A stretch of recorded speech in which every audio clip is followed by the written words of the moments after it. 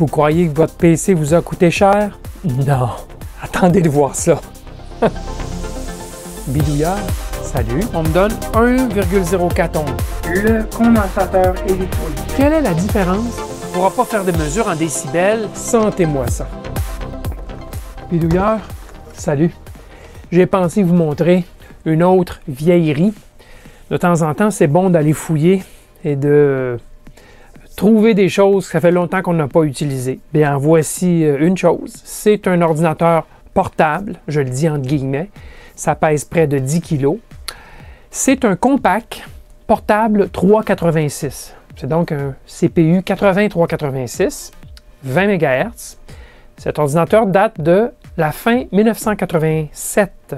Il a donc 30 ans. Cet ordi a quelque chose de particulier, c'est que lorsqu'il a été lancé, c'était l'ordinateur portable le plus puissant qui existait. Et c'était un des ordis les plus puissants de toute façon, toutes catégories confondues. C'était le CPU le plus puissant dans la famille Intel de disponible à l'époque. Bien, tout ça, ça avait un prix, vous devinez bien. Combien est-ce qu'il coûtait en dollars de 1987? Pas en dollars de 2017, en dollars de 1987, environ 9 000 $. OK? Pensez-y, là. Pour 9 000 $, on pouvait s'acheter une petite voiture à l'époque. Presque. Presque une petite voiture. En tout cas, la mienne, je l'ai payée près de ça, flambant neuve. Alors, j'aimerais vous montrer quelques petites caractéristiques intéressantes de cet ordi. Je vais vous le faire fonctionner. Il est encore fonctionnel. Et on va l'ouvrir, on va regarder en arrière comment c'est construit. Mais amusons-nous un peu, reculer 30 ans en arrière pour les technologies de PC. Le portable 386 de Compaq a été mis en vedette dans le magazine Byte de novembre 1987. Dans le magazine, il y a une publicité sur l'ordi en question et son grand frère, l'ordi de table. Et on prétend sans équivoque que c'est les ordis les plus puissants qui existent. Puis on se comprend, là, les ordis de maison, les PC.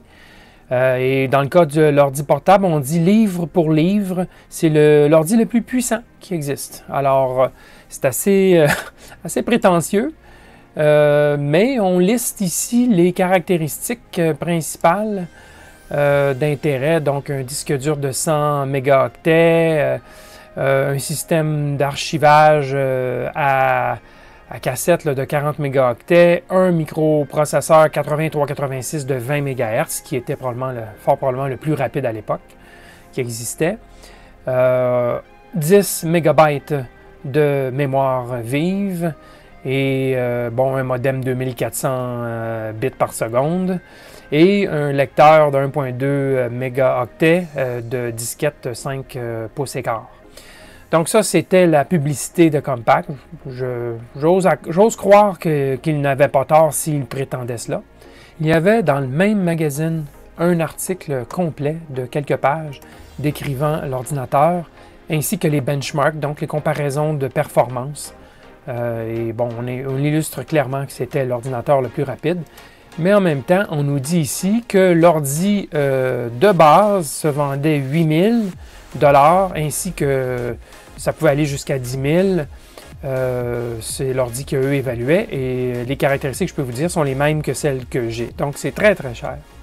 Alors, du côté des caractéristiques, bien, c'est cela. On explique qu'effectivement, que le microprocesseur est un 8386, c'est sûrement un SX, puisqu'il y avait un espace pour mettre le 8387, le coprocesseur mathématique. Juste à côté, il y a un support pour ça. On va le voir à l'intérieur dans l'unité. L'appareil venait avec 1 mégaoctet de mémoire de base et on pouvait le monter jusqu'à 10 mégaoctets. Mon unité à moi a 6 mégaoctets à l'intérieur. Donc, on avait bien sûr un lecteur floppy de 5 pouces et quart et un disque dur d'entrée de gamme 40 mégaoctets qu'on pouvait choisir jusqu'à 100 mégaoctets comme disque dur. Et l'affichage, bien, c'est 80 colonnes par 25 lignes au niveau du texte et le graphisme 640 par 400. Pas vraiment une dimension VGA, c'est donc un peu moins. Donc c'est un entre-deux entre CGA et VGA. Et bon, il y avait évidemment le clavier. Il y avait port RS-232, donc un port série, un port parallèle et une sortie RGBI pour mettre un moniteur. Bon, il y avait les options, hein, le coprocesseur mathématique, c'était 1200 $. Quand on parle de 10 000 $, 8 à 10 000 $, c'est vraiment le haut de gamme, merci. Et ça n'inclut même pas le coprocesseur, ni l'option, regardez, du disque dur de 100 MB à 4200 ou 4300 $. Incroyable. Ça veut dire que l'ordi que j'ai, c'était plus que 10 000 si on ajoute ce genre d'options-là. Incroyable. En tout cas, les options se défilent, là, mais regardez ici, pour passer de 1 à 2 mégaoctets de mémoire, on parle de 800 $. Donc, le 4 mégaoctets, ce que j'ai, là, au moins, c'est 2100 $ de plus. Donc, imaginez le prix de ma machine. Ça devait avoisiner entre les 15 et 20 000 $. Bon, ça, ce sont les prix annoncés. Probablement qu'en magasin, c'était un peu moins quand même, là. Mais incroyable! Alors, c'était définitivement un format intéressant d'ordinateur, compact portable 386. Il y a eu d'autres générations précédentes, entre autres là, un XT, ensuite un 286. Mais celui-ci, c'était le plus puissant qu'ils avaient sorti en 87, le 386. Et le format est quand même très intéressant, puisque c'est le clavier qui constitue évidemment la devanture de l'appareil. Et on a un clavier classique, standard. La qualité de la touche elle-même, on repassera. Là. Je ne peux pas vous dire que je suis très impressionné. C'est un clavier mécanique, mais je trouve que la touche est trop dure. Bon, quoi qu'il en soit, le clavier était relié à l'ordi en permanence et l'écran, très intéressant, encore plus, c'est un écran plasma, donc de 10 pouces de diamètre, donc 20 et quelques centimètres. Et bon, on pouvait l'incliner comme ça, il y avait un ajustement d'intensité évidemment, et c'est un plasma orange. Je vais vous le faire fonctionner tantôt, vous allez voir. C'est assez particulier. Alors ça, c'est le côté devant, on va faire le tour de l'appareil. Alors, sur le côté ici, on a notre disque dur qui est caché derrière cette plaque.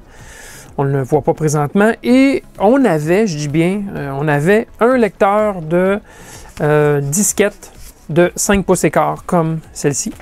D'accord? Ça, c'est des disquettes originales qui venaient avec l'appareil. Mais moi, je l'ai remplacé. J'ai mis un lecteur de disquettes de 3 pouces et demi, qui était beaucoup plus au tournant des années, à la fin des années 80, c'était beaucoup plus commode. Donc, moi, je l'ai converti, mais j'ai toujours le disque de 5 pouces et quart original. Bon, à l'arrière, on avait quelque chose de très intéressant. Il y avait un module d'expansion qui était ajouté. On voit que c'est une protubérance, dans lequel on pouvait placer 2 cartes ISA complètes d'expansion. Je vous le montrerai plus tard, mais essentiellement, c'est 2 cartes pleine longueur qu'on pouvait mettre à l'arrière. Moi, je m'en suis servi pour un programmateur d'EEPROM, de mémoire morte, et j'avais mis un port parallèle et un port série additionnel, là, si je me rappelle. Mais on peut mettre des cartes d'expansion, ce qui était très bien. Ça, c'était une option, le module à l'arrière.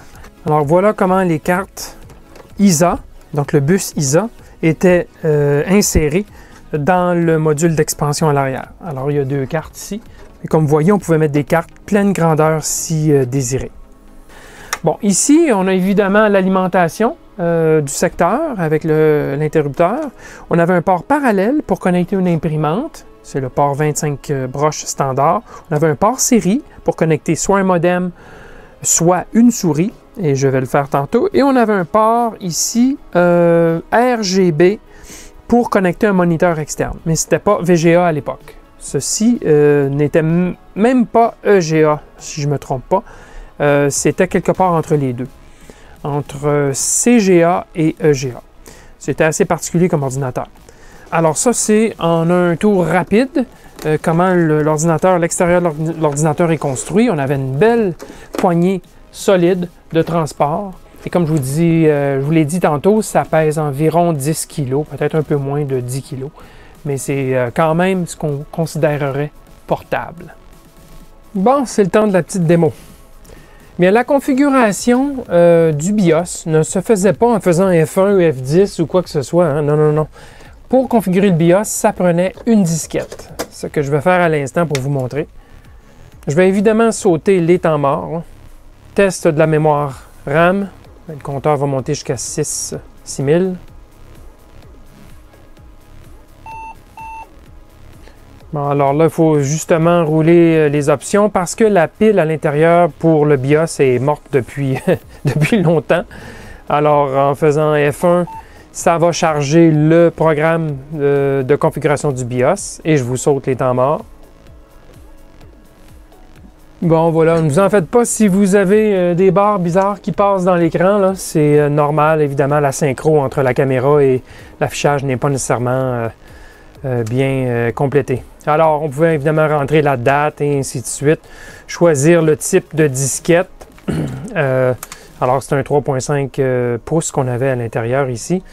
Et évidemment, mettre le type de disque dur ici. Et c'est pas le type 4, c'est le type 45 pour un 100 MB. Donc, c'est ce que je vais faire là.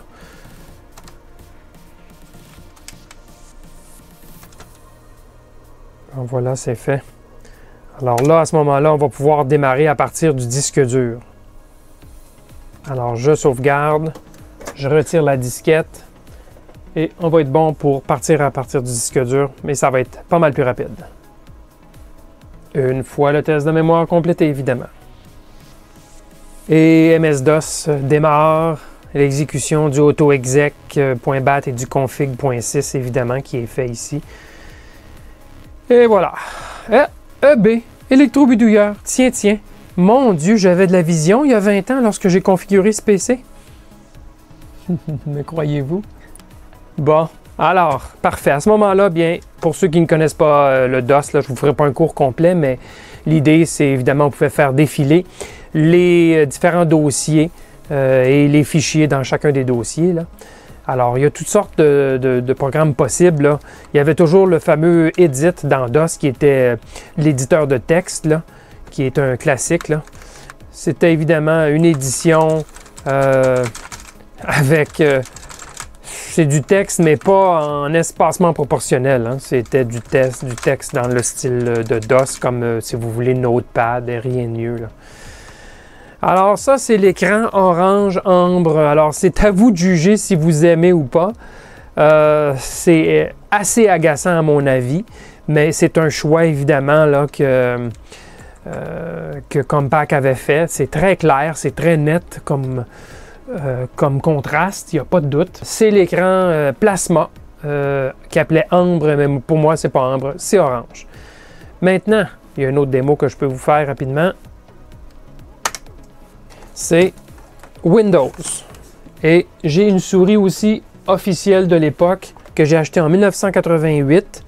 Une souris Logitech et elle se vendait plus de 100 $, juste la souris en dollars de l'époque. Alors ça veut dire au moins 200 $ aujourd'hui. C'était une souris qui se connectait sur un port RS-232, un port série. Donc je vais la brancher et je vais lancer Windows. Alors, une fois retourné dans le DOS, pour lancer Windows, c'était évidemment Win. Et c'est Windows 3.1. Donc, c'est un Windows qui roule dans le DOS. C'est pas un Windows natif comme, si vous voulez, Windows 95. Là.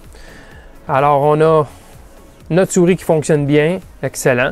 Évidemment, on avait tout ce qu'il fallait dans Windows, mais c'est monochrome. Hein? Alors, ce n'est pas évident à utiliser comme environnement. Mais par contre, il faut dire que c'était fonctionnel. Ça permettait de faire du pseudo-multitâche, d'avoir un éditeur ouvert d'un côté, faire du dessin de l'autre. Et c'est amusant de voir le Paintbrush ici, car Paintbrush, c'est évidemment l'ancêtre de Paint. Et a été annoncé que Paint va disparaître dans les versions subséquentes de Windows 10. Donc, on a ici vraiment là, les premiers balbutiements de Paint. Très intéressant, mais très basique, si je peux me permettre le terme. Alors, en terminant, je vais vous montrer quelque chose dans le DOS. Et c'est une commande qui est intéressante et je m'en suis servi sur ce PC. C'est la commande Mode. Si je vais dans le directory Compaq et que j'exécute Mode, Speed et 1, je peux changer la vitesse de l'ordinateur, du CPU. Et là, présentement, il roule à 1 MHz. Alors, vous voyez comment lent c'est le défilement du dossier. Et je peux le remettre évidemment bon, le maximum était de 20 MHz. Et là, si je fais la même commande, vous allez voir que ça défile plus vite. Okay. Alors, je pouvais contrôler par incrément de 1 MHz la vitesse du CPU, ce qui était très intéressant parce que certaines cartes qu'on branchait à l'arrière de l'ordi n'avaient pas cette rapidité qu'un 386 peut délivrer. Alors, en le ralentissant, on pouvait utiliser des vieilles cartes ISA qui étaient conçues et fonctionnaient seulement sur des PC XT ou des 286, alors que le 386 est trop rapide. Alors ça, c'est quelque chose que je n'ai pas vu ailleurs et ça ne faisait pas partie du DOS conventionnel. C'était vraiment le DOS compact, la version compacte là, du DOS 5.0. Alors moi ici, par contre, c'est le DOS 6.22 que j'ai installé. OK, allons maintenant enlever le couvercle arrière pour regarder l'intérieur. Je pense que ça va être intéressant. L'enlèvement du module arrière était très facile. Le module d'expansion, pour pouvoir avoir accès là, au reste de l'arrière, on avait qu'à tirer cette barre en bas et on pouvait simplement tirer comme ça pour déconnecter le module. Et c'est connectorisé ici, donc c'était bien fait. Et ça se branchait ici. Et voilà, on peut maintenant utiliser des vis, tournevis Torx pour enlever les vis et avoir accès à l'arrière. Alors, le couvercle arrière enlevé, des protections contre les radiations électromagnétiques enlevées et on arrive à la carte mère. Eh bien, à ma grande surprise, j'ai un coprocesseur 8387, ce qui veut dire que le prix de mon appareil augmente encore plus. On est dans les 5 chiffres, c'est certain. Ah, c'est amusant. Ben oui, il était équipé du coprocesseur. 6 MB de mémoire, 4 barrettes. Qu'est-ce qu'il y a d'intéressant? Bon, d'abord, en termes de technologie, là, c'est tout du montage avec des composants traversants, sauf ces 5, 6 composants qui sont en montage surface et il est impossible de savoir qu'est-ce qu'ils sont. Ce sont toutes des puces compactes, avec des numéros évidemment qui sont réservés à compact. Donc, c'est impossible de savoir qu'est-ce que ces puces-là font, mais probablement c'est des gestions de bus et ainsi de suite. Là. Je ne peux pas croire que c'est si complexe quand même. Il y a énormément de composants TTL, donc des portes logiques et ainsi de suite, des tampons. Bon, il y en a partout des composants TTL, comme vous voyez. Donc, c'est vraiment, je vous dirais, une technologie mixte. Hein? On avait un peu de montage en surface, beaucoup de montage traversant, des portes logiques discrètes plutôt que tout intégré dans une ou deux puces. Là. Donc, clairement, assez compliqué. Naturellement, on peut comprendre le prix jusqu'à un certain point là, de l'appareil. Certainement pas le prix annoncé, mais en tout cas, c'est clair que il semble y avoir du bel engineering. Il y a quand même l'oscillateur principal qui tourne à 40 MHz. Il y avait donc un diviseur par 2 pour cadencer le microprocesseur à 20 MHz. Okay? Et il y avait d'autres cristaux de quartz pour cadencer probablement le modem, des choses du genre, différentes fonctions, le port série, et ainsi de suite. Cette puce 40 broche ici, il y a un code barre dessus. Malheureusement, je ne peux pas lire, mais c'est fort probablement la puce de contrôle du port série. Quoi d'autre? On peut aussi noter beaucoup de cavaliers de configuration et ces cavaliers-là, au moins ceux-ci en tout cas, ils sont définis dans le manuel du propriétaire. Ceux-ci près du microprocesseur, je ne sais pas, peut-être que oui. Mais bon, ça se faisait par des cavaliers. Il y avait quand même le BIOS qui pouvait se configurer. Je cherche rapidement la pile de rétention et je ne la vois pas. Donc elle est probablement ailleurs à l'arrière de la carte mère. Bon, l'arrière est évidemment plus creux. Il y a le bloc d'alimentation, il y a le disque dur, le floppy. Il y a une plaquette ici en bas. Je crois que c'est une plaquette de modem, mais je ne suis pas certain. Et j'ai de la difficulté à la retirer, donc je la laisserai. C'est comme une plaque qui glisse, comme un tiroir, mais je veux pas. Il y a quelque chose qui retient probablement un connecteur et un câble plat comme ça. Donc, je ne la retirerai pas, là. Je ne veux pas faire de dommages. Ça, c'est l'autre chose, c'est que tout est relié avec des câbles plats un peu partout, ce qui est, bon, correct compte tenu de la vitesse maximale utilisée sur un tel design, là, 20 MHz de microprocesseur. Pas de problème à passer ça sur des rubans standards. Aujourd'hui, on n'en voit plus, ou pratiquement plus de ce genre de ruban dans les ordi maintenant, avec l'avènement, bien sûr, des ports SATA, qui sont carrément un câble de ligne de transmission à impédance contrôlée. Bien, ce type de câble plat là, pour relier les différents périphériques, là, on ne voit plus ça. Les connecteurs de périphériques à l'arrière ici, un bloc d'alimentation avec filtrage intégré pour éliminer les radiations sortantes, fort probablement plus que les radiations entrantes. Mais en tout cas, c'est comme ça que l'ensemble est monté. Connecteur du bloc d'alimentation ici sur le haut, qui vient se connecter sur la carte mère par le haut, comme ceci. Alors, ça fait le tour. C'est pas mal cela. Assez intéressant, mais en même temps archaïque. Donc, on a le meilleur des deux mondes. Du montage en surface et vraiment du montage traversant avec des portes logiques très traditionnelles. 2 EEPROM ici. À quoi qu'ils servent? Certainement une configuration, une forme de BIOS de base qui est toujours présent, là, qui permet à l'ordi de démarrer, bien sûr.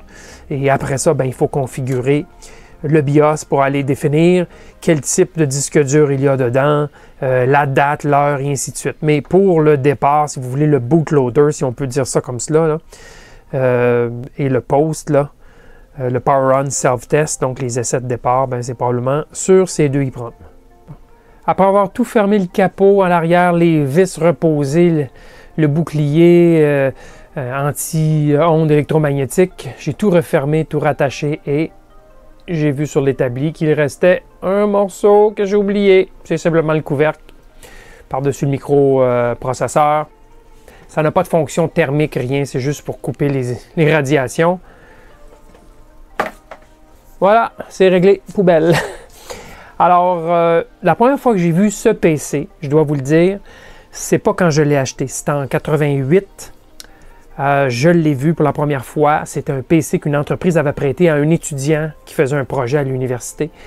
Lorsque je l'ai vu, ma mâchoire a frappé la table. Je n'en croyais pas mes yeux. Un ordi, pour moi, c'était comme ça, avec un gros écran, mais non. Il était arrivé avec ça. Il avait dit que c'était un ordi qui coûtait très cher. Ben, je le crois aujourd'hui en rétrospective, en regardant les publicités et tout et tout. Donc, si vous trouvez que votre ordi vous coûte cher, pensez-y 2 fois. À l'époque, c'était très cher. En 85, quand j'ai acheté un PC XT, c'était 2500 $. Il n'y avait même pas de disque dur. 2500 $ de 1985. OK? Alors, ne vous plaignez pas avec vos petits ordis à 500, 6 ou 1000 $. À la prochaine!